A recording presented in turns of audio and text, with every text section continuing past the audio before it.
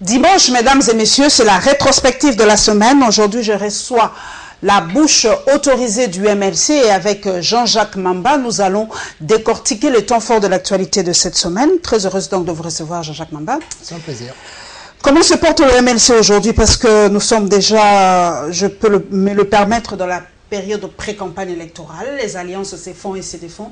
Le MLC a fait alliance avec quelle plateforme, avec quel parti politique aujourd'hui pour gagner les élections, vu aussi la nouvelle loi par rapport à la répartition des sièges, par rapport... Vous êtes avec qui aujourd'hui, le MLC? Écoutez, le MLC d'abord a déposé ses propres listes en tant que parti politique. Nous avons aussi déposé une liste de regroupement, qui est l'Alliance des Patriotes pour l'Alternance. Et nous avons des pourparlers en construction des différentes alliances possibles dans le cadre de l'élection à un tour au niveau de la présidence de la République, parce qu'il nous faudra absolument un candidat pour réussir, si vous voulez, l'objectif ultime qui est d'obtenir l'alternance. Donc, ça c'est en construction. Nous avons reçu à cet effet l'UDPS, nous avons parlé avec nos amis de l'UNC. Il y a plusieurs partenaires de l'opposition qui nous ont vus, avec lesquels nous sommes en discussion, pour voir dans quelle mesure on pourra réaliser cet objectif-là aussi. Jean-Pierre Bemba, toujours candidat à la présidence pour le MLC? Mais écoutez, il est d'abord congolais, il est effectivement empêché jusqu'à preuve du contraire, et nous attendons le verdict final qui devrait normalement nous parvenir d'ici la fin de ce mois, peut-être la première quinzaine du mois de juin, et à partir de là, on verra bien ce qui va se passer. En 2011, l'espoir était grand, et vous avez vraiment donné de l'espoir à cette population. Vous avez martelé, je me souviens bien, que Jean-Pierre Bemba reviendra, Jean-Pierre Bemba candidat à la présidence. Cette fois-ci, vous n'allez pas refaire la même erreur, quand même, tout de même. Ce n'était pas une erreur, je pense qu'il est tout à fait permis à tous les Congolais, à tous les militants, et surtout ceux du MLC d'espérer, de croire que leur leader sera là. Je veux dire que nous sommes solidaires avec lui. Nous pensons aussi que s'il était là, les choses seraient différentes, parce que c'est un Congolais qui a quand même pignon sur rue et qui a fait un score assez honorable, qui est suivi par beaucoup de Congolais. Et donc voilà, nous espérons qu'il soit parmi nous. Et d'ailleurs, il n'est même pas parmi nous, mais il participe de ce combat par la réflexion. Donc maintenant, comme je le dis, on ne maîtrise pas les rouages de la justice, mais nous savons très bien que dans les jours à venir, assez proches, nous aurons le verdict final sur la première affaire. On s'en décidera à ce moment-là. Plan B?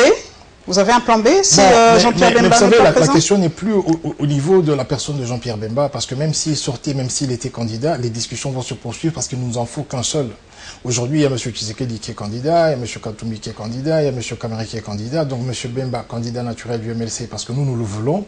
Maintenant, après, il faudra avoir des discussions, mettre un peu d'eau dans le vin, pour essayer de se surpasser et trouver finalement... Un candidat unique pour l'opposition? Oui, il nous faudrait peut-être des primaires à l'opposition pour ça? C'est envisageable, c'est tout à fait envisageable. C'est la formule qui sera adoptée, je pense qu'elle ira dans ce sens-là, parce qu'il faut réunir plusieurs éléments, plusieurs critères. Il faut un profil qui correspond à plusieurs enjeux. Et donc voilà, il faut beaucoup de discussions pour y arriver. En 2011, on s'y est essayé, ça n'a pas fonctionné. C'était un échec, mais on devra continuer éventuellement à le faire parce qu'on n'a pas le choix. C'est une responsabilité historique. Voilà, nous allons ouvrir cette info par le social cette fois-ci, la santé. Ebola refait surface en République démocratique du Congo, précisément dans la province, l'ex-province de l'Équateur, à Bikoro.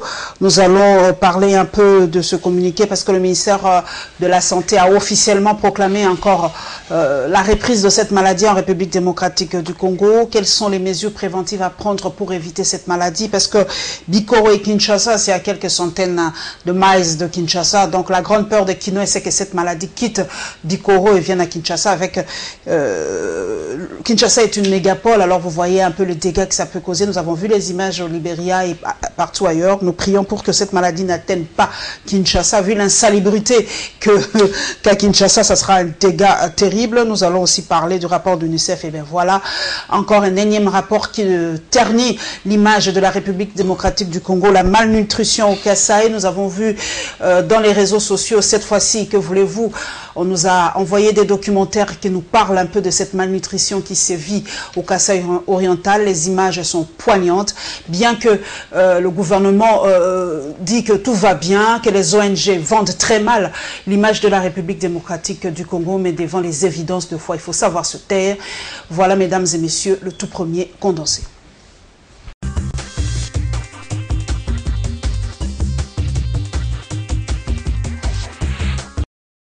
C'est une équipe composée d'épidémiologistes, de logisticiens, d'experts en communication, de cliniciens, d'hygiénistes, de data managers et des conseillers psychosociaux. Cette équipe a pour mission première lancer les premières investigations et organiser la riposte contre le virus Ebola déclaré dans la province de l'Équateur, précisément à Bikoro. Selon le communiqué du ministère de la Santé, il sera aussi question d'identifier les nouveaux contacts, de définir l'épicentre et le cas indexé de l'épidémie actuelle. Ces experts vont aussi décrire la chronologie de l'épidémie, identifier les zones de santé, les aires de santé, mais aussi les villages affectés et faire l'état des besoins en ressources matérielles et humaines. Ce document souligne également qu'une autre équipe de chercheurs va se charger d'identifier les facteurs qui auraient favorisé l'éclosion et la propagation de l'épidémie. Dans le même cadre de riposte, l'Organisation mondiale de la santé a déboursé $1 million américains pour renforcer les activités de riposte contre cette épidémie hémorragique. Signalons par ailleurs que 21 cas de fièvre avec des signes hémorragiques et 17 décès ont été enregistrés dans l'aire de santé d'Ikoko-Ipenge, située dans la province de l'Équateur. C'est pour la 9e fois que la RDC fait face à une nouvelle épidémie de la maladie à virus Ebola. La RDC est de nouveau confrontée à l'épidémie d'Ebola. Le virus est réapparu au nord-est du pays, précisément à Bikoro dans la province de l'Équateur. Le ministre de la Santé donne à cet effet quelques mesures préventives pour éviter la propagation de cette épidémie. Il recommande de bien cuire les aliments, se laver correctement les mains avec les désinfectants, éviter de manipuler les cadavres et aussi éviter la consommation de viande qui provient de la chasse dans les zones suspectes de cette épidémie. En outre, lorsqu'on observe un membre de la communauté qui présente des fièvres ou une quelconque hémorragie, les proches doivent contacter au plus vite les centres de santé les plus proches pour une meilleure prise en charge et aussi ne pas rester en contact permanent avec la personne qui est suspecte. Signalons que cette épidémie à virus Ebola avait déjà tué plus de 11 300 personnes sur 29 000 cas recensés en Guinée, au Libéria et en Sierra Leone entre 2013 et 2016. Ce virus a été découvert pour la première fois en 1976 en RDC, Zaïre à l'époque. Le gouvernement congolais a donc pris des mesures pour tenter de freiner la propagation de cette épidémie dans d'autres provinces du pays. Un rapport de l'UNICEF met en évidence une situation humanitaire préoccupante pour les enfants du Kasaï souffrant de la malnutrition aiguë.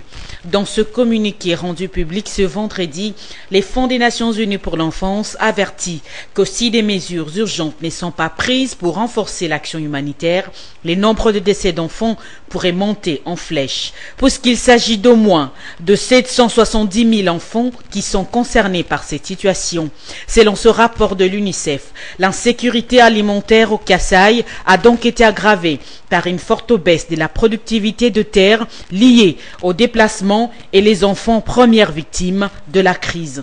On note que malgré l'accalmie observée depuis quelques semaines, près de 3,8 millions de personnes ont besoin d'une aide humanitaire, d'où les SOS du fonds qui réclament 88 millions de dollars pour assister ces personnes dans différents services dont elles ont besoin, entre autres le soin de santé, l'eau potable et l'éducation.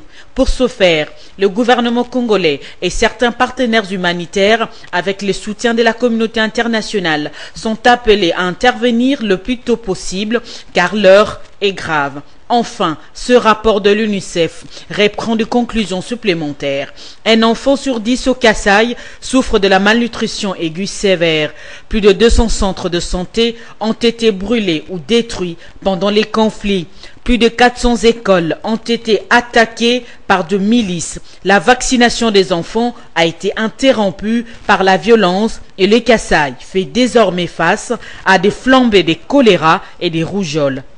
Et en attendant, l'UNICEF dit intensifier la distribution d'aliments thérapeutiques dans les centres de santé et les hôpitaux pour le traitement des enfants souffrant de malnutrition et intensifie notamment ses activités de formation pour les agents de santé communautaires afin de promouvoir les meilleures pratiques nutritionnelles. Mais toutefois, les dons de tout horizon sont également les bienvenus sur le site des www.unicef.be/fr, a-t-il indiqué.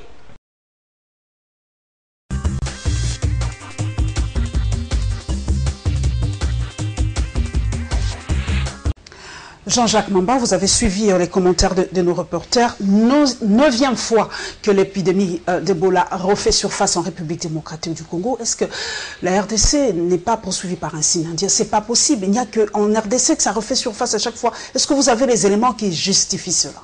Non, déjà qu'il n'y a pas de traitement, et comme on l'a dit depuis 1976, c'est une maladie qui circule, elle se retrouve en Guinée et dans d'autres pays d'Afrique, dans des milieux endémiques. Voilà, jusque-là, les chercheurs ont poussé et n'ont pas trouvé finalement la souche qui provoque, au fait, ou qui fait naître ce virus, ou qui le gère. Bon, le tout, c'est de la prévention, le tout, c'est de l'organisation. Je suis tout à fait navré qu'après 58 ans d'indépendance, ce soit des organisations internationales, que ce soit des aides internationales qui nous permettent d'endiguer, ou si vous voulez, de gérer ou de contenir ce genre de maladie. Normalement, compte tenu de notre passé, de notre expérience, nous devrions avoir des fonds spéciaux préventifs en cas de ce genre de situation pour que le Congo lui-même, la République démocratique du Congo, se prenne en charge et puis, si vous voulez, organiser non seulement le cantonnement ou la mise en quarantaine, mais aussi éviter la propagation. Donc ici, il y a des drames un peu partout parce que finalement, nous avons un État organisé. Lorsque nos partenaires, naturellement, on nous dira qu'ils ont des intérêts au Congo, mais ont lancé la fameuse collecte des fonds en faveur du Congo. Le pays a dit tout va bien, avec le gouvernement a dit tout va bien, alors qu'en réalité, on voit mal l'image de la RDC. Alors qu'en réalité, nous avons deux Congos, donc nous avons le Congo de M. Kabila, de M. Mova, de M. Obendinaku. Donc c'est un Congo où tout va bien, tout est climatisé, on vit très bien, on mange très bien. Et vous avez le vrai Congo, le Congo profond. D'abord, le vrai Congo, c'est d'abord Kinshasa, qui est au fait le siège des institutions où vous voyez la misère et la précarité dans toute la périphérie, la santé. Et puis vous avez aussi le Congo beaucoup plus profond qui est complètement ignoré par ces autorités qui acceptent de sacrifier toute une génération parce que tous ces enfants demain vont grandir, ça qui sera l'adolescence. Qui ne sont pas vaccinés, nous avons suivi, qui n'étudient pas. Déjà que pour vacciner nos enfants, nous demandons des fonds. Dernièrement, on a demandé il y a 2-3 ans 3 millions pour vacciner nos propres enfants. Donc lorsque vous avez 60% de notre budget qui est consacré à la présidence de la République et aux différentes assemblées, mais qu'en même temps vous êtes obligé de demander de l'argent pour vacciner vos propres enfants et que par-dessus tout, vous criez que vous êtes indépendant, que vous ne voulez pas d'ingérence. Non seulement c'est incongru, mais bon, voilà. Vous avez le énième rapport de l'UNICEF. Est-ce qu'ils en font pas un peu trop aussi? Nous avons vu les images qui ont circulé sur le net, peut-être. Moi, je suis du Kasaï central. Oui, mais on grossit peut-être les faits aussi. Je suis du Kasaï central. Est-ce que c'est vraiment réel? Est-ce que vous êtes descendu sur place pour... Il n'y a pas de montage. C'est une réalité. C'est vrai qu'il y a eu le problème de Kamouyan Sapo et ainsi de suite. Mais les infrastructures de base n'existaient déjà pas. Voyez-vous, M. Kabila a posé plusieurs pierres, il y avait des problèmes d'énergie avec les barrages là-bas, on devait créer un barrage qui n'a jamais été créé. La ville de Mbujima a été complètement abandonnée parce qu'il y a des constructions anarchiques et vous savez qu'on creuse de manière anarchique. Pas d'eau, pas de courant, pas de desserte en eau, pas de desserte en électricité. Plus ou moins à Kananga, il y a un peu, parce que maintenant il y a une petite société qui est arrivée avec des panneaux solaires, mais je veux dire que l'État congolais en tant que tel, via ces sociétés monopolistiques genre la SNEL et la Régie des eaux, ne se sont pas déployés. Les 17 années de Kabila n'ont pas servi finalement à améliorer les conditions de vie, non seulement au Kasaï, mais un peu partout. Je vous attaque un peu, Mamba. Vous dites que vous êtes originaire de là. Moi, je ne suis pas régionaliste, je suis congolaise, mais je vous attaque un peu. Qu'est-ce que vous, les originaires de là, faites pratiquement pour aider cette population? Quand vous voyez en Europe, il y a des appels de fonds. En Europe, on voit des organisations nationales qui font des appels, qui lancent... Et qu'est-ce que vous faites? C'est vrai que vous passez à la télévision, vous vous plaignez, mais pratiquement... Il y a beaucoup d'initiatives dans le cadre du Grand Kasaï. Peut-être on ne le sent pas, vous ne parlez pas de ça. Il y a beaucoup d'initiatives dans le cadre du Grand Kasaï. Il y a un envoi de dons, il y a une collecte des habits, ainsi de suite. Ils ont été assistés et cela continue. Donc il y a une organisation qui s'appelle le Grand Kasaï qui réunit tous les Kassaïens. De Denis Kambaï, c'est ça? Non, les Kassaïens en général. Non, ça c'est un truc péperdé. Mais je veux dire, à l'international comme un peu partout, les Kassaïens s'organisent et ils essaient de soutenir comme ils peuvent, au fait, si vous voulez, tous ceux qui ont été victimes. Est-ce que vous touchez d'autres provinces? C'est vrai que le drame est kassaïen, mais nous sommes tous congolais. Est-ce que vous ouvrez des champs? Est-ce que d'autres Congolais, d'autres provinces vous aident par rapport à ce qui se passe au Kasaï? Parce que quelqu'un qui est au Bandundu, je suis désolé, mais un Congolais qui est au Bandundu ne sait peut-être pas qu'il y a des drames au Kasaï. Peut-être nous de Kinshasa, oui, mais le Congolais entre nous, nous savons peut-être pas ce qui se passe dans l'arrière-pays. Le pays est très vaste. Chaque jour sur les plateaux, on parle des tueries à Béni, mais il n'y a pas de deuil national. La vie continue à Kinshasa. Donc, en fait, le pays est tellement vaste que les distances font que finalement, nous avons plusieurs petits pays et que chacun dans son coin vit sa réalité et considère que la réalité est la sienne. Exactement. Donc, déjà, nous n'avons pas assez de moyens de transport et il faut noter par ailleurs qu'il y a beaucoup de Congolais qui n'ont pas besoin de passeport naturellement pour se déplacer, mais ne verront jamais ne serait-ce que la moitié de leur pays parce qu'ils ne peuvent pas se payer un billet d'avion, parce qu'ils ne peuvent rien. Il n'y a pas de route. Donc en réalité, les gens pouvaient, dans un pays normal, se dire, écoutez, je quitte, je vais en Mbandaka, demain je vais aller à Goma visiter parce que c'est son pays, mais il y a des gens qui n'ont pas de passeport et il y a des gens qui ont atteint 30, 40, 50 ans, qui n'ont jamais pris l'avion parce qu'effectivement, comme je vous le dis, ça coûte énormément cher et M. Kabila ne s'est pas organisé pour créer des infrastructures qui permettraient à tous les Congolais. Il y a eu l'aérogare qui a été inauguré il n'y a pas longtemps. Qu'est-ce que vous voulez qu'il fasse cette fois-ci? Ça va, non? J'ai entendu qu'à la cité, on l'appelle M. Pierrot, donc il pose des pierres un peu partout. Hein. Je me pose la question de savoir s'il avait arrêté en 2016, comme le prévoit la Constitution, il n'aurait jamais déposé cette pierre. En revanche, la sortie de son aéroport à lui a été financée entièrement par le GoPass. Et cela a été très vite fait. Après, on nous a fait un aérogare modulable qui ne correspond à rien, mais dont les fonds correspondent plus ou moins à ceux qui étaient dépensés à Brazzaville pour faire l'aéroport de Maya-Maya. Maintenant, il peut déposer une pierre. Je ne sais pas qui va construire cet aéroport ou s'il sera encore là, parce que je crois qu'il le fait pour les autres. Et même s'il le fait pour les autres, un autre président ne va peut-être pas suivre ces plans-là. Mais ça, c'est une autre question. Ce que je dis, c'est que nous sommes dans un pays aujourd'hui tellement grand que la réalité que vous dites est une réalité qui n'est pas sociologique, mais elle est quand même... Est-ce que la superficie... Je répète toujours cette question. Est-ce que la superficie de la RDC est une faiblesse pour nous? Parce que quand vous dites un pays grand, mais les États-Unis sont grands, l'URSS est grand, le Canada est grand, l'Afrique du Sud est grand, le Nigeria est grand. Mais pourquoi vous mettez toujours l'accent sur la superficie? Parce que dans là, vous donnez l'impression qu'on doit diviser, qu'on doit balkaniser ce pays pour que ça aille mieux. Ce qui se passe dans tous les grands pays que vous avez cités, il y a des grands hommes. Mais chez nous, il y a des petites gens. Je veux dire des personnes qui ont une petitesse d'esprit, des personnes qui n'ont pas, en fait, si vous voulez, un esprit assez éclairé pour donner la valeur qu'il faut à ce pays. Donc, lorsque vous parlez des États-Unis qui ont été construits en un siècle à peu près, ils ont appliqué un système de décentralisation, si vous voulez, de fédéralisme, de telle sorte que chaque État puisse s'organiser. Mais ils ont eu la chance d'avoir des grands hommes, des personnes qui avaient de la vision, des patriotes. Ce que nous avons, et malheureusement, lorsqu'on dit que les Africains sont solidaires, c'est tout à fait faux, c'est caricatural. Ce que nous avons, c'est des personnes qui, lorsqu'ils accèdent à des fonctions, ne savent pas voir plus loin que leur confort, plus loin que leur situation, et donc ils ont une cour qu'ils entretiennent, et lorsque vous sortez de cette cour-là, vous avez l'impression d'être dans un autre pays. Donc nous l'avons vécu avec les 32 années de M. Mobutu, vous aviez la classe qui l'accompagnait, et maintenant avec M. Kabila, c'est pareil, vous avez une classe de et avec l'opposition qu'on rachète à coup de billets. Hein, c'est ça que je vous dis, que dans ces pays-là, il y a des grandes personnalités, il y a des grands hommes, il y a des visionnaires, il y a des hommes d'État. Malheureusement, nous avons une majorité de petites gens chez nous qui ne savent pas voir plus loin que leur confort, et donc ça c'est un peu le drame qu'il y a dans ce pays et qui peut justifier que M. Kabila, à un certain moment, aurait même dit dans Jeune Afrique qu'il aurait besoin de 15 personnes pour construire ce pays. Cela veut dire, en d'autres termes, qu'il n'a jamais eu ces personnes-là et que si nous sommes dans cet état-ci, parce qu'il n'a pas de bons collaborateurs. Dans les médias étrangers, nous suivons, désolé, mais on dit que la RDC aujourd'hui ressemble à l'Éthiopie des années 80. Vous partagez ce point de vue? Parce qu'on se rappelle, We Are the World, c'était les années 80. C'est vraiment la réalité, parce que quand on voit l'image des Éthiopiens des années 1980, c'est ce que nous vivons aujourd'hui. Je partage cette réalité pour la bonne et simple raison que si vous voyez ce genre de comparaison, c'est simple. Aujourd'hui, ce que nous valons en potentiel, c'est la Côte d'Ivoire, le Sénégal, le Ghana, le Nigeria, l'Angola réunis ne valent pas ce que nous avons. Je dis sur le papier. Ça veut dire en termes des possibilités de développement, que ce soit l'écosystème, que ce soit les ressources naturelles, que ce soit même la population, hein, le taux d'alphabétisation et tout ça. Vous prenez tous ces pays-là, vous les réunissez, le Congo vaut plus que ça.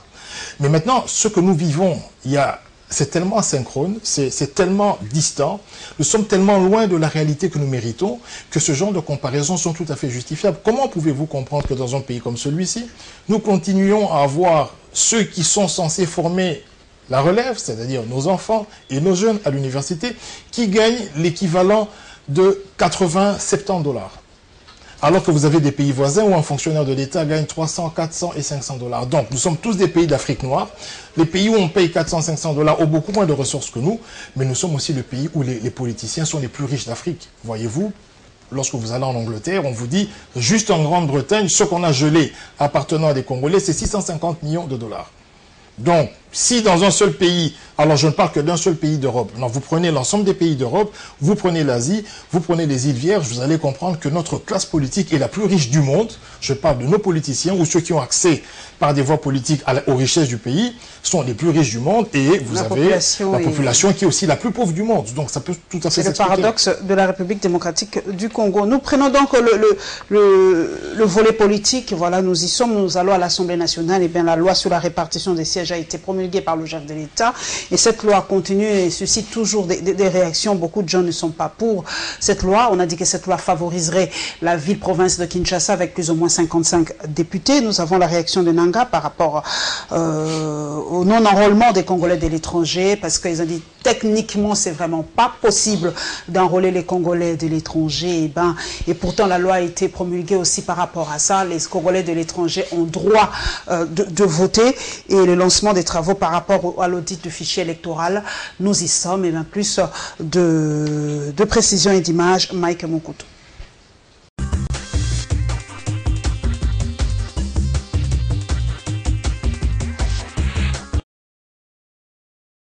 C'est fait. La loi sur la répartition de sièges peut à présent être transmise au président de la République pour promulgation.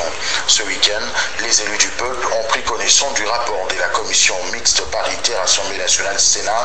La dite commission avait pour mission d'aplanir les divergences constatées dans le texte de deux chambres du Parlement lors de l'adoption tour à tour de la loi sur la répartition des sièges par circonscription électorale pour les élections législatives, provinciales, municipales et locales.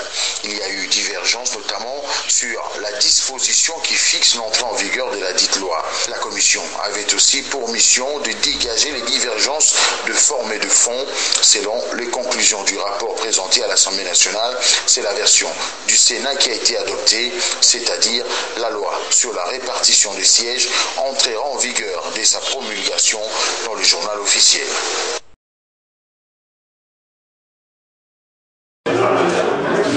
Pour cette première séance de travail, tous les délégués, membres de la commission d'audit du fichier électoral ont répondu présents. Une inclusivité saluée par le chef de la délégation des experts de l'OIF, le général Siaka Sangaré. Le plus important ici, c'est surtout l'approche inclusive. Vous avez vu que toutes les parties prenantes sont représentées au sein du comité d'audit. C'est ça qui va en fait donner un caractère beaucoup plus transparent au processus d'audit du fichier électoral. Pour l'Organisation internationale de la francophonie, le fichier électoral parfait n'existe pas partout dans le monde, mais il est important que le fichier électoral qui sortira de cet audit garantisse l'égalité des chances à tous les acteurs impliqués dans le processus électoral. Du côté de la CENI, l'on réaffirme la volonté de travailler en toute transparence. La CENI n'étant pas l'hôte de la séance de ce jour, je n'ai pas de message particulier à vous adresser, sinon préciser juste qu'elle offre toute sa disponibilité pour tout besoin d'information ou autre facilité dont la mission ad hoc, bien la mission d'audit, pourrait avoir besoin, qui serait de sa compétence. Les travaux de cette commission d'audit vont s'étendre pendant 3 semaines, mais personne ne sait si les résultats issus de cet audit vont influer sur la loi relative à la répartition des sièges déjà votée au Parlement et promulguée par le chef de l'État. La déclaration de Corneille Nangaa fait grand bruit dans les réseaux sociaux. Pas des possibilités d'enrôlement de Congolais de l'étranger? Une position qui préoccupe les esprits. Mais Corneille Nangaa, lui, tient au respect du calendrier électoral. Pourtant, la loi donne aux Congolais de la diaspora le droit de vote. La CENI censée exécuter le loi se dit bloquée suite à certaines contraintes dont la problématique du timing pour respect le calendrier électoral. Elle souhaite voir le Parlement lever une option pour annuler cette opération, ce qui lui permettrait d'exécuter sa feuille de route, telle que prévue avec un seul objectif, celui des élections le 23 décembre 2018. Au cours de la plénière à la Chambre basse, le président de l'Assemblée nationale a invité les élus du peuple à mettre de côté leur position partisane afin de lever ensemble une option républicaine sur la question de l'enrôlement des Congolais de la diaspora. Pour Robin Minakou, le Parlement doit s'assumer en supprimant cet enrôlement afin de permettre à la CENI d'aller droit vers les élections du 23 décembre 2018.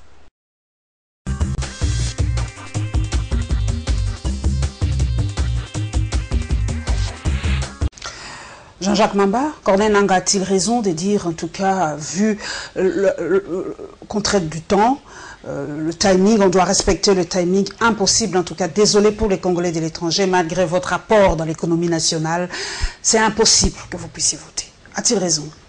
Ben, je ne vais pas m'exprimer en ces termes-là d'avoir ou ne pas avoir raison. Je veux juste qu'on parle de la réalité. Vous savez, lorsque les personnes vivent à l'étranger, elles doivent être identifiables. Ça veut dire se présenter au niveau de leur consulat et avoir des cartes consulaires.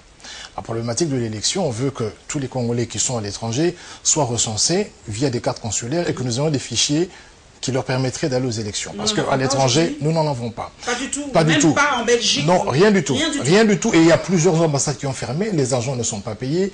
Donc il y a plusieurs pays qui n'ont pas d'ambassade. Donc les gens doivent se déplacer, prendre un avion pour aller voter. Lorsque vous êtes aux États-Unis, quelqu'un qui est à Baltimore ou quelqu'un qui est à Boston doit venir jusqu'à Washington il doit payer un billet d'avion. Donc ce que je veux dire, que structurellement, la République démocratique du Congo, via son ministère des Affaires étrangères, n'est pas assez outillée aujourd'hui pour vous dire exactement combien de Congolais sont dûment établis à l'étranger. Parce que comme en France et comme partout ailleurs, les Français viennent voter à leur ambassade et tous les Français sont répertoriés, tous les Français vivant à l'étranger sont connus. Malheureusement, dans notre pays, nous n'avons déjà pas localement un fichier national. Ça veut dire on ne sait pas qui habite où et qui habite qui est congolais, qui ne l'est pas. Lorsque vous avez votre passeport, votre fameux passeport biométrique et que vous revenez de l'étranger, on ne sait même pas voir là où vous habitez. On vous pose chaque fois la question de savoir où est-ce que vous allez habiter avec un passeport congolais.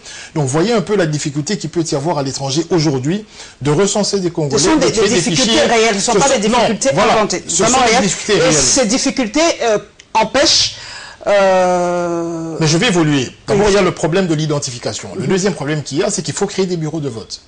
Parce que les gens doivent voter à l'étranger, ça veut dire que l'ambassade... dans l'ambassade. Voilà, l'ambassade se transforme en bureau de vote. Exactement. Or, comme je viens de vous le dire, avec certaines distances et avec le problème des moyens, aujourd'hui, je ne pense pas, je ne vois pas cette CENI, qui ne peut même pas nous garantir, en dehors de ce que M. Nangaa a dit, je ne la vois pas organiser les élections à bonne date.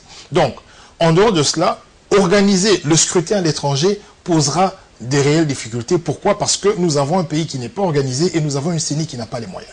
Elle a dit, il n'y a pas très longtemps, qu'elle n'a reçu qu'un tiers de ce qu'il lui faut pour organiser des élections.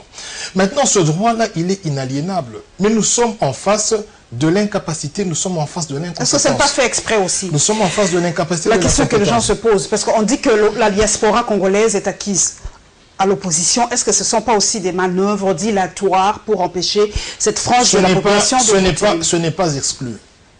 Mais il y a un prix à payer. Le prix à payer, c'est de se poser la question de savoir si aujourd'hui, on doit user de ce droit. Sommes-nous prêts à voir des élections en 2019, mois de mars, mois de juin ou mois d'avril, avec tous les risques que ça comprend?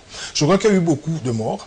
Et ce que nous voulons, c'est donner à ce pays la possibilité d'avoir la première alternance pacifique. Ça veut dire que ce pays ne l'a jamais connu. M. Mobutu est parti dans des conditions compliquées. Kasavubu, c'était pareil. Kabila Père, c'est pareil.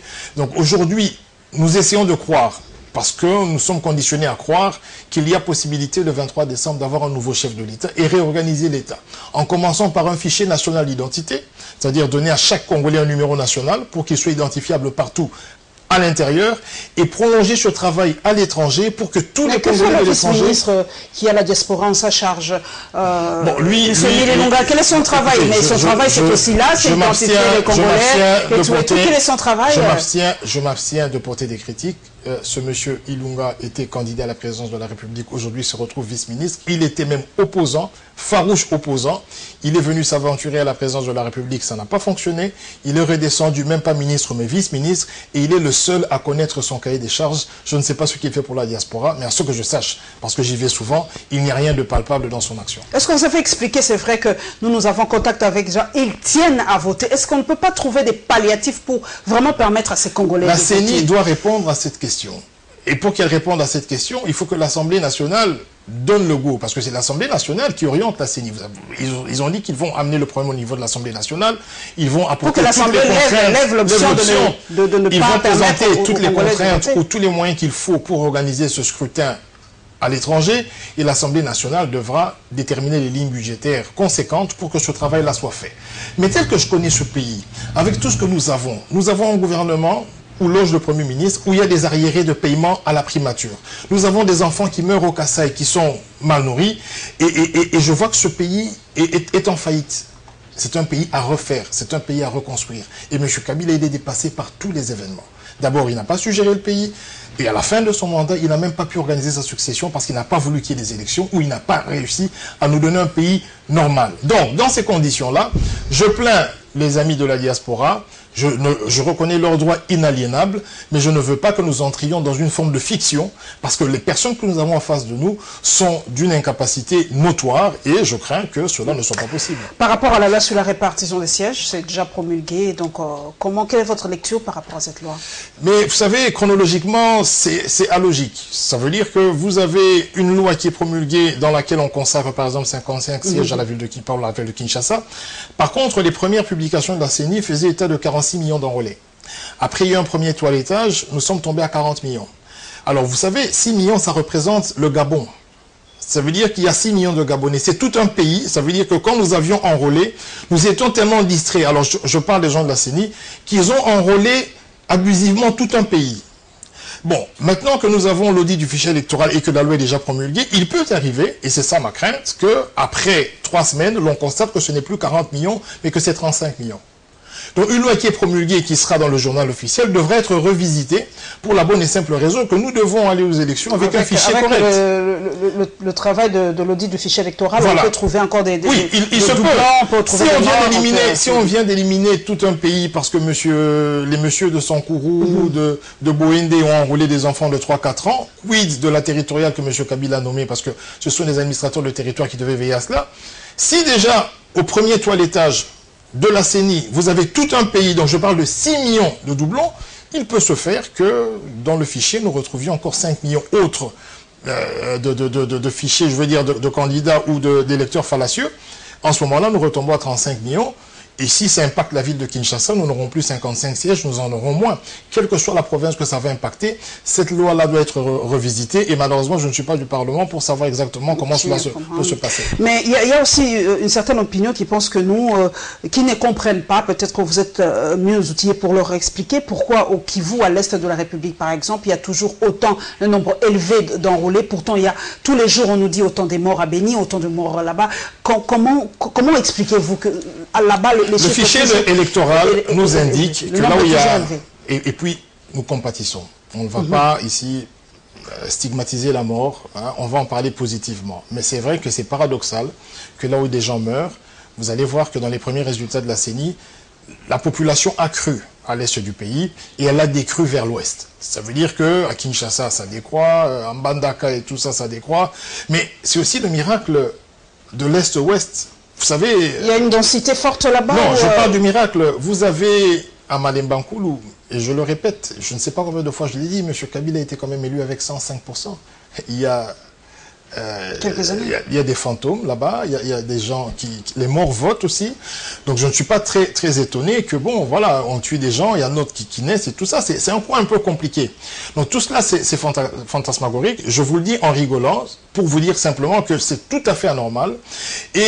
Et ça relève au fait, si vous voulez, de ce que moi j'appelle la manipulation. Je parle de la manipulation parce que c'est quand même bizarre, et vous l'avez évoqué, que Bukavu, Uvira et Goma, donc toute cette partie-là, il y a chaque fois un accroissement de la population, et que les gens se vident, par exemple, en Mbandaka. On a enrôlé moins de gens en 2016 en Mbandaka qu'on les a enrôlés en 2011, alors qu'il est connu et il est prouvé que Mbandaka a un taux de chômage de plus de 95%, qu'il y fait très chaud, et que je veux dire, le taux de natalité est très élevé.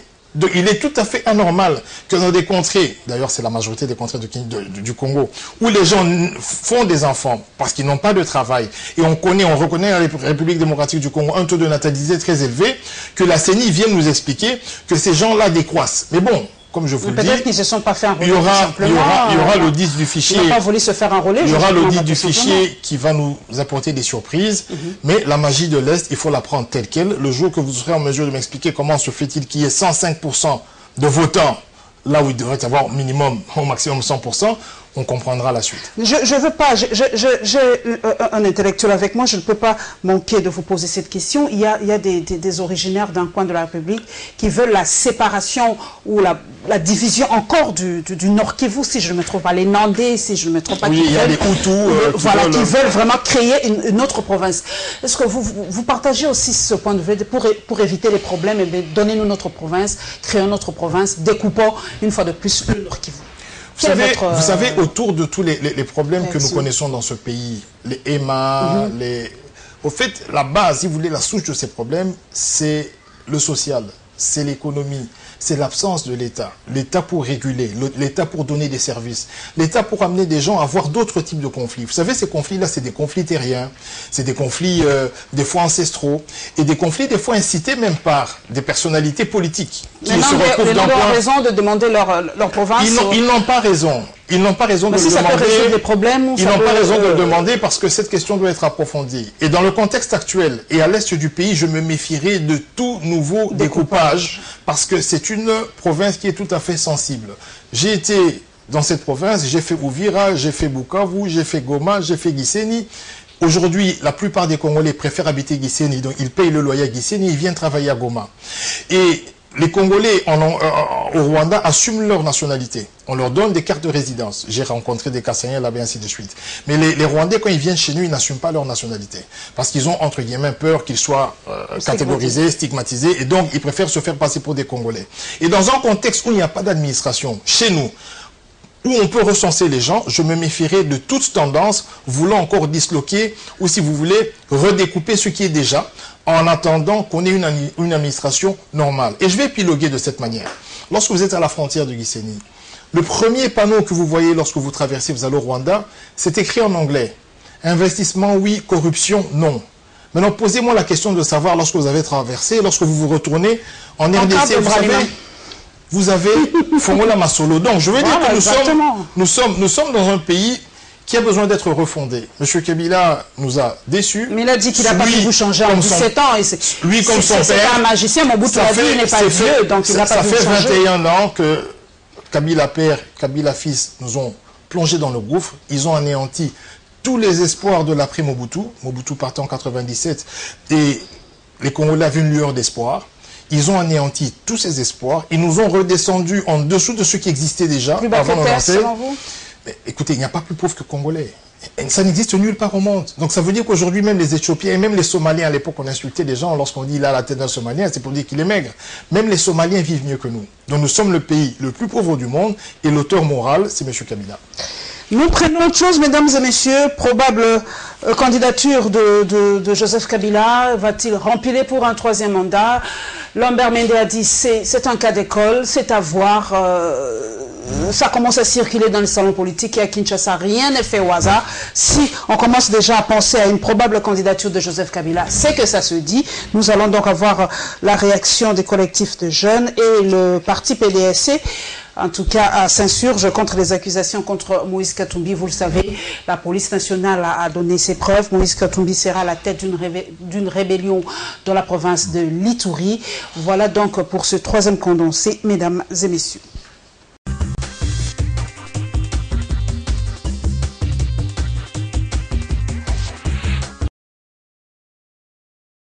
Je sais que les juristes congolais contribuent dans le mal que connaissent la République démocratique du Congo aujourd'hui.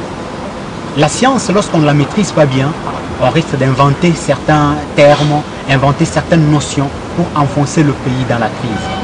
Lorsque nous lisons notre Constitution, il est net et clair que les dispositions qui concernent le mandat du président de la République ont été verrouillées.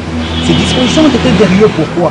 C'est parce que nous avons vécu avec le MPR, avec la révision de 1970, on a vécu que nous sommes allés vers une installation de la présidence à vie. On ne voulait plus revivre ces fléaux, c'est comme ça qu'on a verrouillé, on a dit 2 mandats, point barre. Mais il y a aujourd'hui des juristes mal intentionnés, s'il faut que je le dise, qui essayent d'interpréter la science à leur intérêt égoïste, qui pensent que Kabila peut se représenter. Mais s'il faut qu'on revienne dans le droit pur, Kabila n'a plus le droit de se représenter à sa propre succession. Il n'a plus ce droit-là. Et s'il revient qu'il se représente, c'est alors le droit qui sera énervé. La Cour constitutionnelle pourra trancher. Mais si elle tranche en faveur de la médiocrité, là, le peuple va agir pour empêcher tout celui qui veut prendre le pouvoir en dehors des institutions et en dehors des règles établies. Moi-même, j'ai été personnellement surpris et désolé quand je suis vu le porte-parole de la police nationale congolaise dire que non, ce sont des soi-disant mercenaires ou rebelles qui seraient en connivence avec Moïse Katumbi. C'est du théâtre. C'est du théâtre de chez nous et on est habitué à ce théâtre-là. Moïse Katumbi, depuis quand il fait la rébellion, Moïse Katumbi? Depuis quand? On est en train de lui chercher des poux dans la tête, pourtant il n'en a pas. Moïse Katumbi, ce n'est pas la première fois qu'il est accusé. Moïse Katumbi, c'est la première personne et la seule qui fait trembler la majorité présidentielle. Parce que Moïse Katumbi est aimé par la quasi-totalité de la population congolaise. Et la majorité présidentielle, comme eux, ils veulent rester au pouvoir, ils ne veulent pas organiser les élections, ils veulent barrer la route à Moïse Katumbi aussi. Parce qu'ils savent que face à Moïse Katumbi, il n'y a pas un seul candidat de la majorité présidentielle qui puisse obtenir ne fût-ce que même 20% de voix des Congolais. Non. Moïse Katumbi, il est aimé par tous les Congolais. Vous avez vu quand il est arrivé au Rwanda, les Congolais sont venus de partout, de Bukavu, de Goma et tout pour aller l'accueillir. Écoute, peu importe, écoutez, là ce sont des considérations, je dirais, des considérations ethniques, des considérations, et c'est de la bassesse. Nous, on n'entre pas dans la bassesse. On n'entre pas dans une telle bassesse, c'est des débats de caniveaux. Ce qui est vrai est que Moïse Katumbi, il est aimé par la population et il fait peur à la majorité présidentielle. Le ministre de la Justice avait parlé des 600 mercenaires. Où sont-ils les 600 mercenaires cachés? Par où est-ce qu'ils sont passés les 600 Américains que Moïse Katumbi est en train de préparer avec une certaine rébellion? Où sont-ils?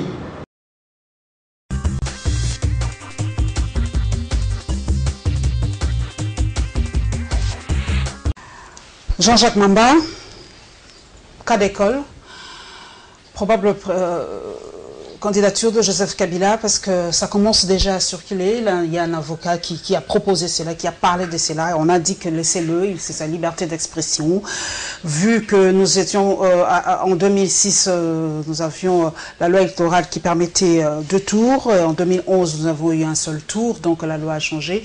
Et comme la loi n'est pas rétroactive, et bien que ça tombe, le président Kabila n'a fait qu'en réalité un seul mandat. Il a donc le droit, selon cet avocat et selon d'autres personnes aujourd'hui, parce que si Mende commence à parler de cas d'école, donc il y a une petite ouverture d'une troisième candidature de Kabila comme président de la République. D'abord, il y a 2 aspects. Je vais faire la réflexion par l'absurde, mais prenons l'aspect le plus facile qui est l'aspect de droit. Il ne faut pas confondre le mode de scrutin et le mandat. Exactement, mode de scrutin. Voilà, le mode de scrutin, il a été choisi, ça peut être le mode de scrutin indirect. On est passé de la majorité simple à la majorité, de la majorité absolue à la majorité simple. Hein, donc lorsqu'on passe de 2 tours à 1 tour. Cela ne touche pas la loi. Ça ne touche pas du tout la loi. Ça n'a rien à voir avec le mandat. Exactement. Donc M. Kabila a d'abord bénéficié d'un sursis, ça veut dire entre 2001 à la mort de son père et jusqu'en 2006, il avait déjà fait 5 ans. Après, il a eu son premier mandat en 2011 et son dernier mandat jusqu'en 2016. Donc, sur cette question-là, je ne vais même pas perdre mon énergie parce que cela est clair. Maintenant, je vais faire un raisonnement par l'absurde. Je vais imaginer que nous avons une constitution qui permet de se représenter à l'infini. Mais ma question serait, aujourd'hui, au nom de quoi on devrait penser que M. Kabila devrait continuer son action?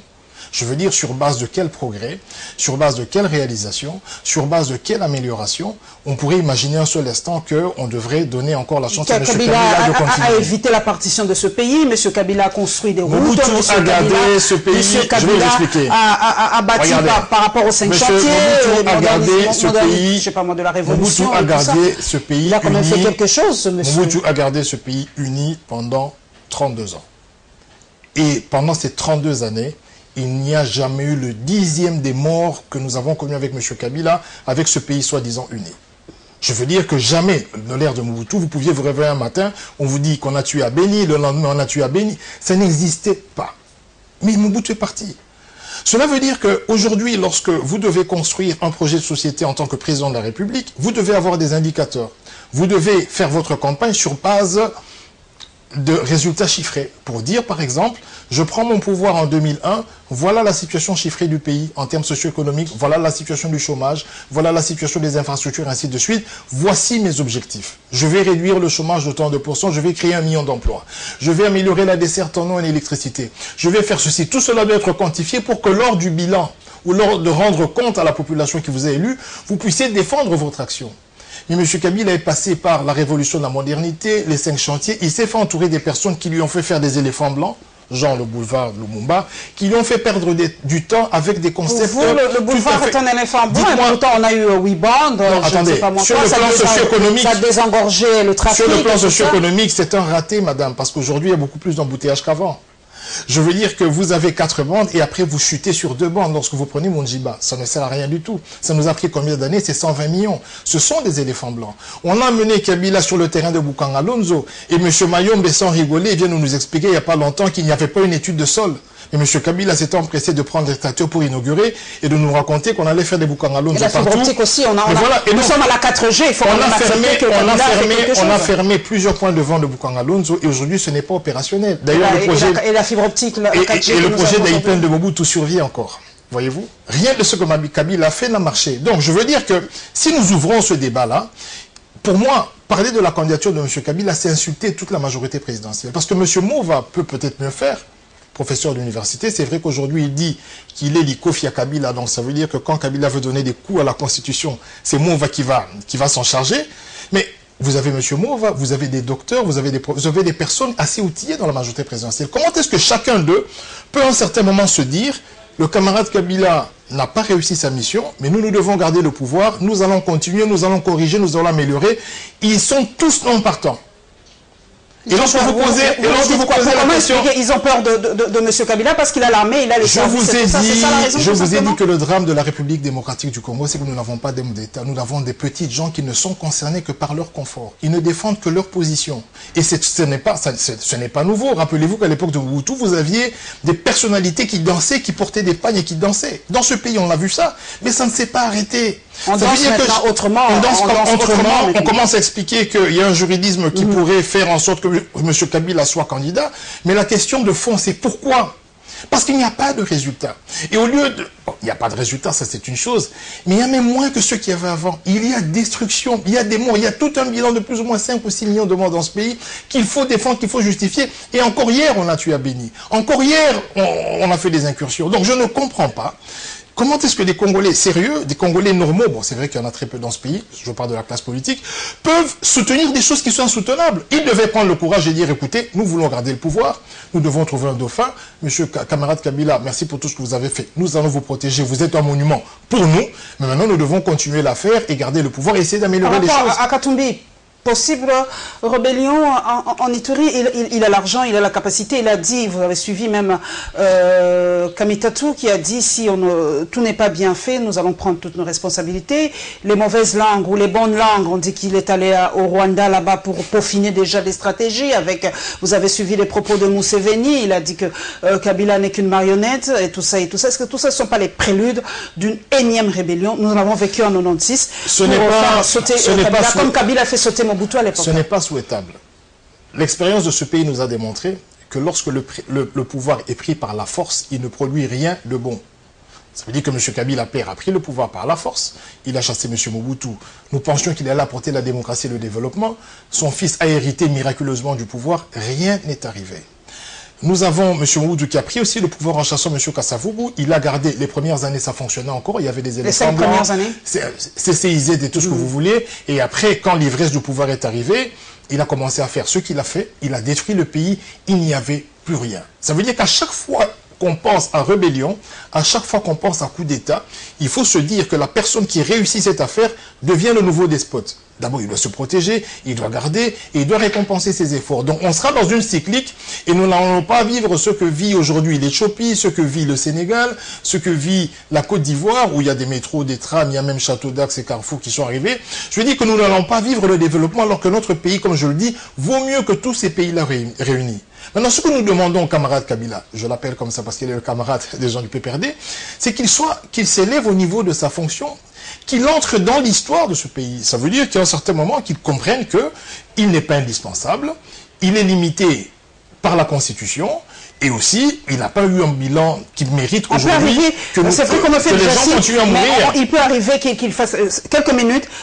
L'Ouganda l'a fait, le Burundi l'a fait, il a rempilé pour un 3e mandat, Denis Sassou Nguesso l'a fait, presque tous les pays voisins lui ont donné l'exemple. Donc qu'est-ce qui va arriver si Kabila remplit? Qu'est-ce que vous allez faire? Nous allons suivre les autres pays africains. Moi je suis africain, je suis noir, donc lorsque je vais à l'étranger, je suis considéré comme tel. On considère un Ougandais, un Rwandais, nous sommes tous des Noirs. Et qu'est-ce qui est entaché lorsqu'on parle des Africains? C'est la médiocrité. C'est comme si la honte, ça c'est votre expression, était née après le Congo. Je veux dire qu'à un certain moment, il faut que les gens se disent, mais où est-ce que nous allons?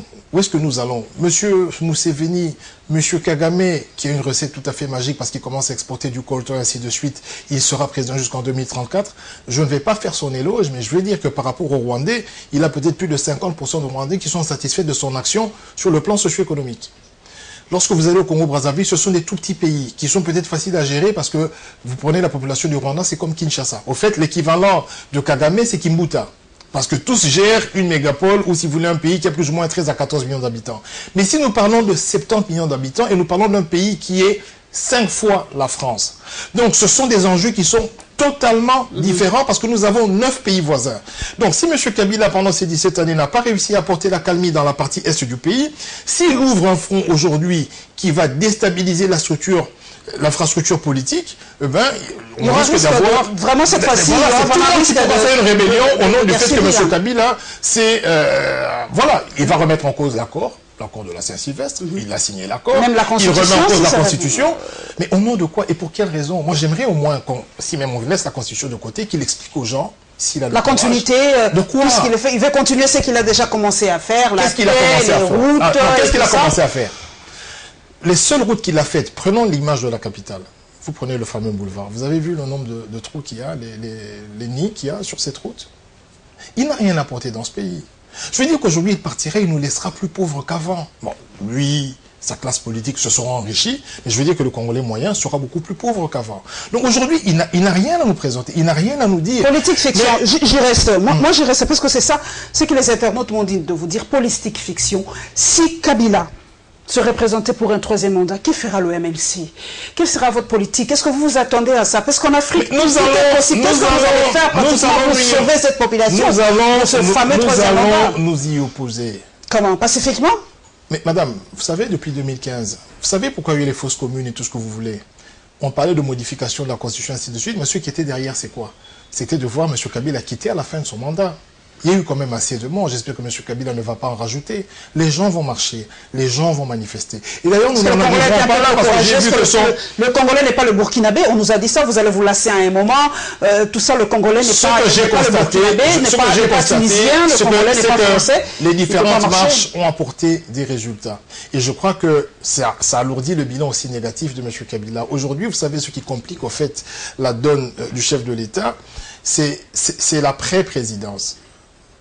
C'est-à-dire les responsabilités endossées lorsqu'on n'est plus président de la République. On doit répondre de certaines choses. On doit répondre des crimes. On doit répondre de sa responsabilité. Regardez M. Bemba, il n'a jamais été à Bangui.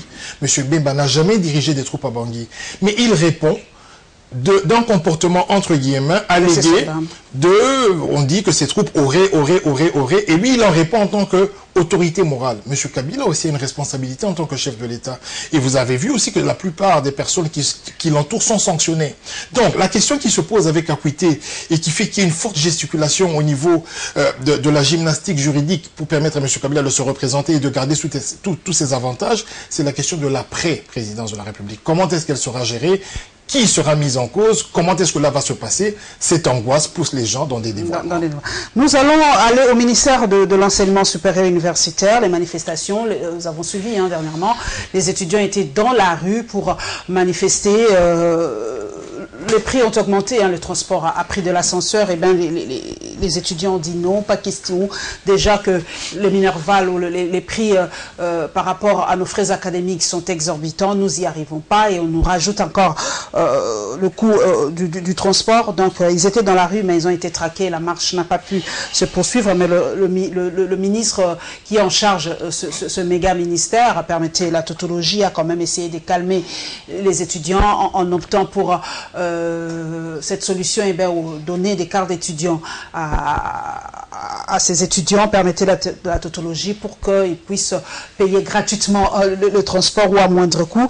Nous allons aussi parler un peu de nous-mêmes ici à Congo Web Télévision, la fin du stage académique des étudiants venus de l'IFASI, qui est notre alma mater à tous. Donc plus de détails.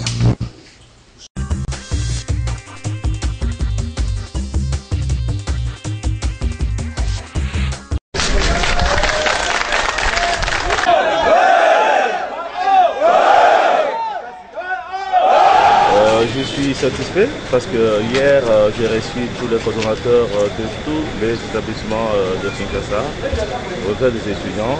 On a échangé autour de la marche qui était projetée aujourd'hui par tous les étudiants.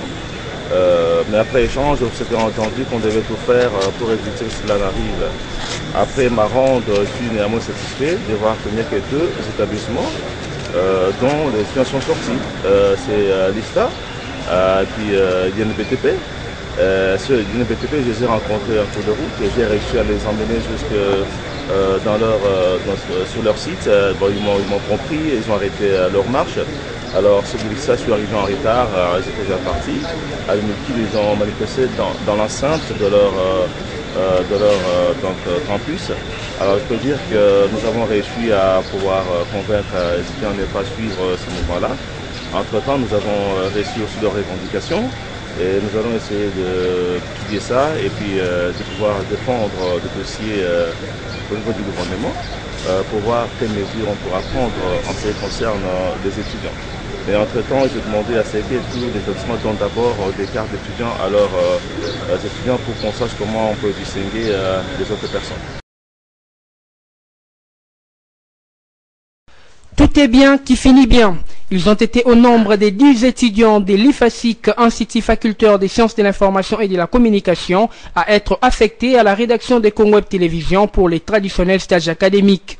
Durant près de 2 mois, soit du lundi 12 mars au mardi 8 mai 2018, ces étudiants finalistes et les graduats ont mis en pratique les différentes notions liées à la collecte, au traitement et à la diffusion de l'information qu'ils ont apprises tout le long de leur premier cycle.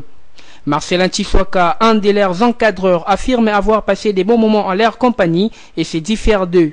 Oui, ce que j'ai pu remarquer, c'est d'abord c'est cette aptitude. Vous savez, la profession journalistique, c'est d'abord une profession de contact. Et ils ont été ouverts dans le contact. Ils ont été sur terrain. Et aujourd'hui, je pourrais dire qu'ils ont des nouvelles connaissances par rapport à ce qu'ils avaient. Ils ont pu joindre la connaissance et la pratique et puis bénéficier de l'expérience de tous les journalistes de Congo Web et tous les partenaires de Congo Web. Donc c'est une bonne chose. Ils ont passé de bons moments et nous également. De leur côté, les bénéficiaires n'ont pas manqué les mots justes pour témoigner leur gratitude à l'endroit de leurs encadreurs. Notre passage ici à Congo Web, on a suffisamment appris. On a appris beaucoup de choses qu'on n'a pas pu apprendre même à l'IFASIC ou nos étudiants. Et on a été bien encadrés. C'est vraiment une très bonne occasion pour nous de dire merci à nos encadreurs.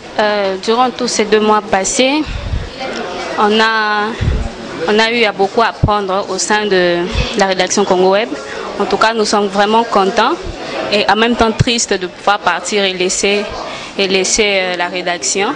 Juste de remerciements en tout cas. Ils ont eu à consacrer leur temps pour nous. C'est sur ça que je leur dis merci en tout cas. Comme pour marquer leur passage dans cette grande maison de la presse, ils ont offert quelques présents à la rédaction de Congo Web Télévision en signe de reconnaissance.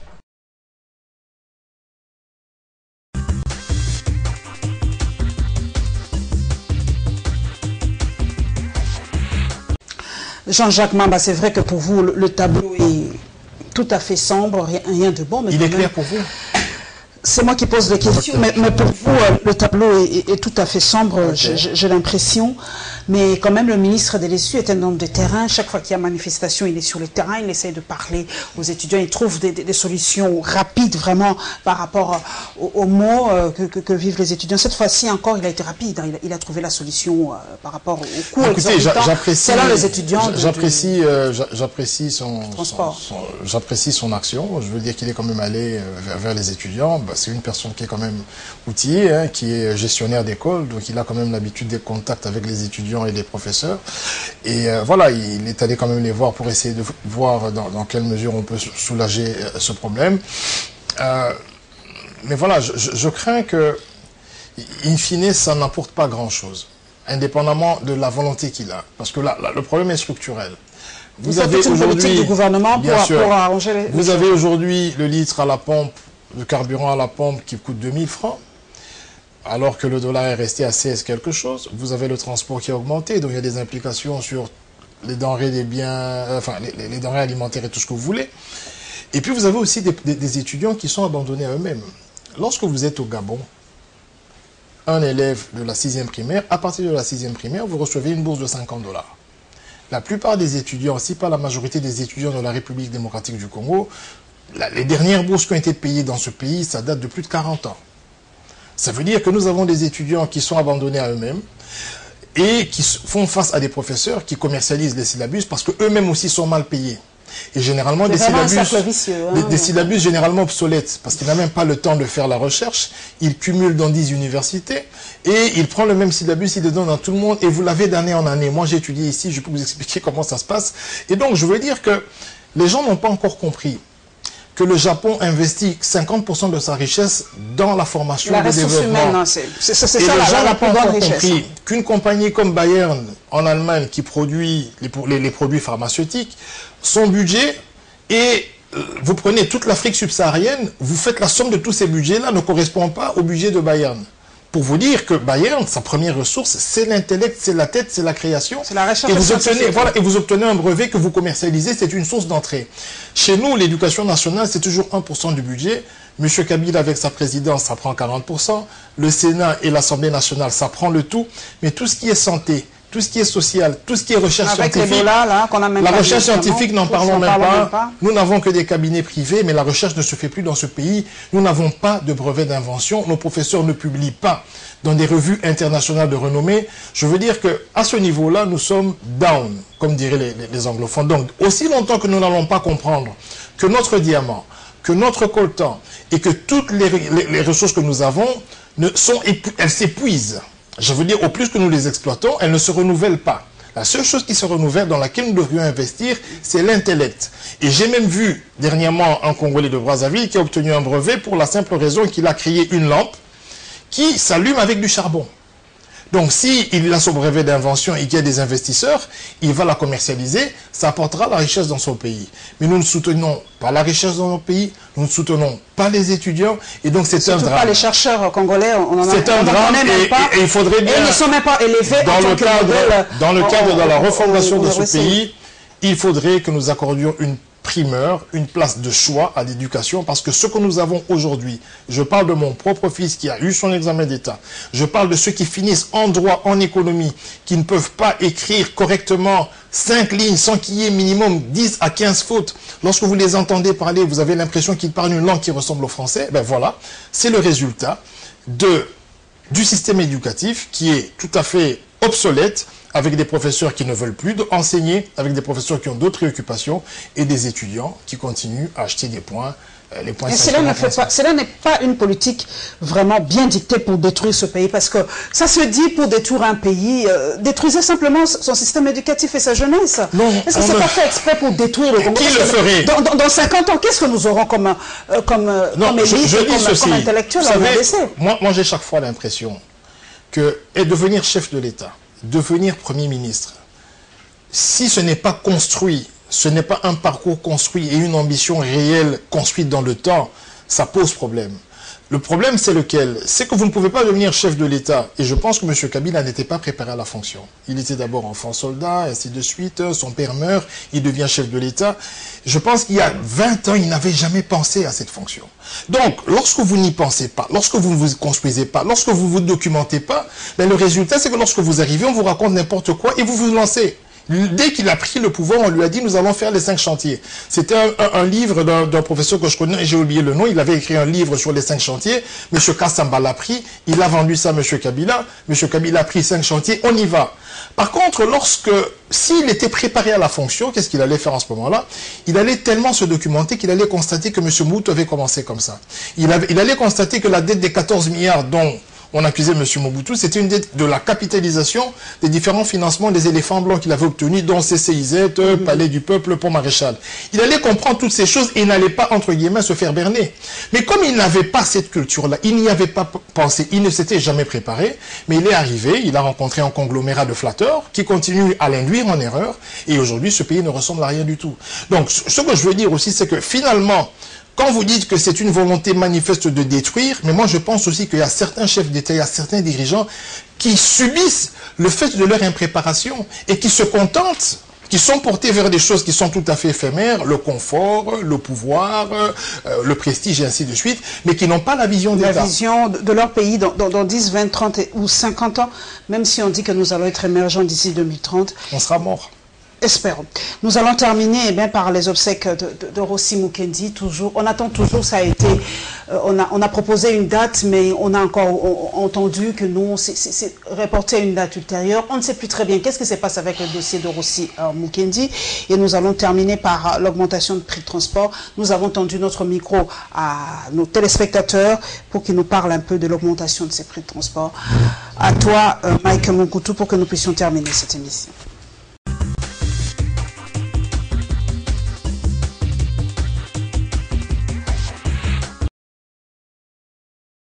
C'est un sentiment de joie, c'est la victoire des activistes pro-démocratie que nous sommes. Après plusieurs manœuvres orchestrées par le régime en place, de vouloir emprisonner encore une fois de plus le corps de notre héros sauvagement assassiné par eux, aujourd'hui c'est le peuple qui gagne. Comme le disait souvent Rossi Mukendi, le peuple gagne toujours. Ici, maintenant, il n'y a pas question de faire beaucoup de discours. C'est un appel patriotique à tous les peuples congolais. Nous vous demandons de réserver un accueil très chaleureux. Pourquoi nous disons un accueil? C'est parce que nous estimons que ça ne sera pas le temps de pleurer, mais ça sera le temps de célébrer un héros. Comme qui dirait, un héros, on ne le pleure pas, mais on le célèbre. Ce 17 mai, nous voulons voir, surtout aussi qu'il n'y a pas de travail ce jour-là, nous voulons voir tout Kinshasa à Mamayemo à partir de 9h juste. Et c'est nous-mêmes qui allons accompagner notre héros jusqu'à l'endroit où les obstacles s'éteindront et jusqu'à ce que le 18, nous allons l'amener à son dernier demeure. Selon les usagers du transport en commun, cette augmentation du prix de taxi et taxibus a été décidée de façon unilatérale, dans la mesure où elle perturbe le calcul budgétaire de la population. Au phénomène demi-terrain, malgré le coût de transport a été revu à la hausse. Comme tout Quinois, comme tout Congolais, je ne suis pas content. Tu vois, ça n'avantage pas le peuple, tu vois. D'abord, les routes sont à un état de délabrement avancé, tu vois. Et en plus de cela, tu vois, les revenus de tout le monde ne permettent pas assez que... Si vous calculez ça, les 200 francs, les 300 francs qu'ils ont ajoutés par trajet, si tu fais ça par un mois, tu essaies de voir déjà et essayer de répercuter sur le gagne-pain de tout le monde, tu verras que ça ne profite pas à la population. Cependant, cette augmentation du prix des transports en commun ne profite pas non plus aux conducteurs de véhicules en commun. Pour eux, d'ailleurs, cette mesure n'est pas salvatrice du fait que la plupart des routes de Kinshasa ne sont pas en bon état et les embouteillages récurrents, situation qui pénalise. Transport est augmenté. Vu que les gens consomment tellement. Alors ils ont permis de même versement na bango. Les embouteillage et chance on a comme ils permettre. Quant à moi, solution est quitter le transport. Quitter sa carburant. Il y a des avantages de ce pays.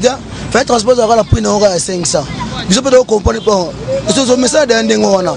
Carburant va donner au matin de bandaka la mais to mi transport biso mais to monika papier bimi banini transport c'est ça bon. tosani biso tolandaka baopera baminingaka nde baosala ya biso tolandaka ya foti na biso te. Ces Quinois interrogés quant à ce demandent à l'autorité urbaine de revoir à la baisse le prix du transport en commun.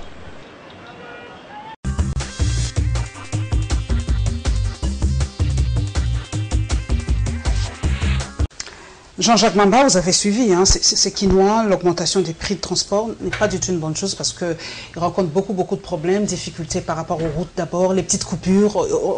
On assiste à des scènes incroyables parce que les petites coupures, demi-terrain, les petites coupures, pour vous, on devait vraiment augmenter. Est-ce que l'État ne comprend pas le poids, vraiment, la situation que vivent les Congolais ou, comme vous l'avez dit, ils vivent dans une bulle et ne comprennent pas ce que vivent. Non, l'État est en faillite. Vous savez que les pétroliers, l'État congolais doit aux pétroliers plus de 100 millions de dollars, déjà.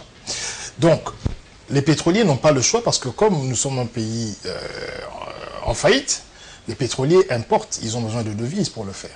Et donc, la Banque centrale n'a plus de réserve en devises et donc les banques commerciales n'en ont plus. Et le marché sur lequel elles vont changer, entre guillemets, les francs congolais pour obtenir les devises, c'est un marché qui coûte cher. Donc, avec les discussions qu'ils ont eues avec le gouvernement, la situation est intenable parce que le gouvernement ne sait pas payer les arriérés et les importateurs ont menacé d'arrêter d'importer et ça serait catastrophique. Donc, ce qui est reflété à la pompe, c'est le minimum qu'ils peuvent facturer pour continuer à travailler. Donc, à ce niveau-là, économiquement, c'est tenable. Maintenant, ce qui pose problème, c'est notre gouvernement qui est dans l'incapacité, qui est en cessation de paiement sur bien de plans. La dette intérieure, lorsque vous prenez des sociétés comme l'ONATRA, vous avez 13 mois d'arriérés. Vous prenez l'OGFREM. Vous prenez l'OGFREM aussi. L'OGFREM doit avoir 1 ou 2 mois. Il y a plein de choses qui ne sont pas payées à l'OGFREM. Pourtant, c'était parmi les meilleurs sous Mingoy. Vous prenez l'OGFREM. Vous prenez l'OCC. N'en parlons pas. Donc, lorsque vous prenez... Ce sont des indicateurs au fait qui montrent à quel niveau l'État est capable de répondre de ses engagements. Vous allez remarquer que l'État est en faillite et ne sait pas. Et lorsque vous voyez un taux plus ou moins stabilisé de 16 300 et tout ça, ça c'est une décision politique parce qu'en réalité, le jour que l'État va s'engager à payer les salaires en francs congolais, donc payer sa dette intérieure, tout le monde recevra beaucoup de francs et va chercher du dollar pour garder l'argent et il y aura une inflation qui est terrible. Donc, c'est une situation qui est tout à fait déplorable, mais je crains qu'il n'y ait pas de solution parce que lorsque M. Tibel est arrivé, il a directement recouru au fonds d'urgence du Fonds monétaire international et la réponse était claire, limpide. On lui dira, si la situation économique et notamment le fait que vous ayez des élections crédibles et que Kabila ne quitte pas le pouvoir, c'est une condition pour nous qui est sine qua non pour que nous puissions vous assister si vous voulez alléger la trésorerie de l'État. Donc, il a eu une fin de non-recevoir au niveau du FMI et il est bloqué parce qu'il n'y a aucun partenaire financier qui accepte... Il ne peut même pas recourir à la planche à billets. Il n'a pas non, mais s'il recourt à la planche à billets, ce sera la catastrophe, madame. Parce que, comme je viens de vous le dire, s'il va liquider la dette intérieure en faisant la planche à billets, nous allons nous retrouver avec une masse de francs congolais qui va pousser les gens à chercher du dollar que nous n'avons pas. Et il y aura une flambée de prix impossible. Imaginez-vous qu'on vous paye 500 000 ou 50 millions de francs congolais. Quel est votre premier réflexe? Vous n'allez pas aller déposer sur un compte en francs congolais. Vous allez chercher des dollars pour garder votre argent. Et ça sera le réflexe de tous ceux qui seront payés en ce moment-là. La situation sera intenable. Rossi Mukendi, toujours pas enterré. Qu'est-ce qui se passe? Qu'est-ce que les cadavres congolais font peur? Parce qu'on prend aussi le cas d'Étienne Tshisekedi, jusqu'à aujourd'hui, toujours pas enterré. Rossi Mukendi, la même chose. Est-ce que les cadavres... Bon, Mobutu est enterré au moins officiellement au Maroc. On mais sa famille a fait des démarches pour qu'il soit rapatrié et ça n'a pas fonctionné. Les morts congolais font peur? Non, il y a un problème. Nous avons une police qui est mal formée. M. Kabila vient de constater qu'à chaque fois qu'il envoie ou que le ministre de l'Intérieur envoie la police pour encadrer, la police tue. Il y a toujours des bavures. Ça se fait en France, hein? Ça se fait non, en France, on ne tue pas. Non, en France, on ne tue pas. Il y a aussi bavures. Non, il y a des bavures, mais vous n'entendrez jamais dans une manifestation en France 50 morts, 30 morts, 40 morts, des fausses communes, ça n'existe pas. La police a le rôle d'encadrer, de protéger et d'appréhender tous ceux qui troublent l'ordre public. Malheureusement, notre police, avec des policiers qui gagnent 70 000 francs, 80 000 francs et 100 000 francs, elle est mal formée, elle n'a pas de moyens. Et donc, lorsqu'elle est déployée pour encadrer des masses, il y a généralement des bavures, et ce sont des bavures meurtrières. Donc, comme monsieur le ministre de l'Intérieur, avec toutes les personnes qui l'entourent, savent très bien qu'il sera tout à fait difficile de gérer la masse, il y aura des cris, il y aura des pleurs, il y aura des banderoles, il y aura vraiment de la foule, ils préfèrent, entre guillemets, s'abstenir d'autoriser l'enterrement officiel. Mais jusque quand? On doit finir par l'enterrer, ce pauvre aussi. Jusqu'à quand sa famille peut supporter une telle situation? Là, je ne suis pas en train de justifier ce qu'ils font. Je vous explique leur état d'esprit, qui est un état d'esprit tout à fait anormal et irresponsable. Donc il faudrait qu'à un certain moment qu'ils prennent leur courage en main, qu'ils assument la responsabilité parce que c'est eux qui l'ont tué, c'est notre police qui l'a tué. Peut-être c'est un faux parallélisme, mais il y a eu les décès des grandes personnalités. On ne peut pas mettre aussi peut-être dans le même champ, mais avec Taboulaye c'était bien encadré, Marie Missanu c'était bien encadré. Attendez, Monsieur Bemba Saolona c'était bien encadré aussi. Oui, mais pourquoi mais on parle d'un martyr de la démocratie, une personne qui a marché pour expliquer à M. Kabila qu'il doit respecter les accords et qu'il doit quitter le pouvoir à la fin de la période de sursis. Nous sommes en train de parler des personnes qui ont été tuées, assassinées pour la bonne cause. Là, vous me parlez des personnes qui sont mortes d'une mort naturelle. Donc ici, nous parlons d'un martyr, d'une idole pour les jeunes, d'un modèle d'abnégation, de sacrifice. Il a donné sa vie pour l'idéal dans lequel il croyait. Et donc, c'est tout à fait normal qu'il y ait cette forme de réticence parce que les gens qui verront ce corps-là vont scander, vont crier, et peut-être que ça va être... Et ils ont peur. Nous sommes donc à la fin. Jean-Jacques Mamba, est-ce que vous avez un mot? Nous sommes à la fin, nous sommes donc en train d'atterrir tout doucement. Mais j'en profite pour vous souhaiter bon anniversaire, parce qu'il me semble bien que c'est dans quelques heures. Merci beaucoup. Et puis voilà, je vais remercier... Enfin, vous êtes très bien habillés, donc je vais en profiter pour vous faire le compliment. Merci, voilà. Merci donc Congo, à Marcia Création et à Zico Création. Donc, il faut de temps en temps mettre en valeur nos tailleurs, nos stylistes et nos modélistes, pourquoi pas. Et voilà, c'est la première fois que je vous vois en Abakos. Vive Mobutu quand même, il nous a quand même apporté il doit revenir. Il doit revenir. L'Abakos, ça donne quand même fière allure, ça c'était un peu notre identité à l'époque. Les hommes revenaient un peu à l'Abakos, ça fait un peu congolais, ça fait zaïrois. On l'aimait bien. Merci donc à toute l'équipe technique. Merci donc à tous nos téléspectateurs et téléspectatrices fidèles de Congo Web Télévision, à tous mes followers. Voilà, Jean-Jacques Mambela, la bouche autorisée. En tout cas, toute dernière question. Candidat pour la députation, cette fois-ci encore? Oui, bien sûr, je serai candidat à députation nationale à Lukunga. À Lukunga. Bonne chance donc, Jean-Jacques Mamba, porte-parole du MLC, le parti cher à Jean-Pierre Bemba. Espérons que cette fois-ci, il sera peut-être libéré pour qu'il puisse revenir dans son pays, la République démocratique du Congo. Pourquoi pas être candidat à la présidence de la République? Je crois que c'est le souhait d'une grande partie de la population congolaise. Nous nous retrouverons, mesdames et messieurs, avec le même plaisir le dimanche prochain. Inch'Allah.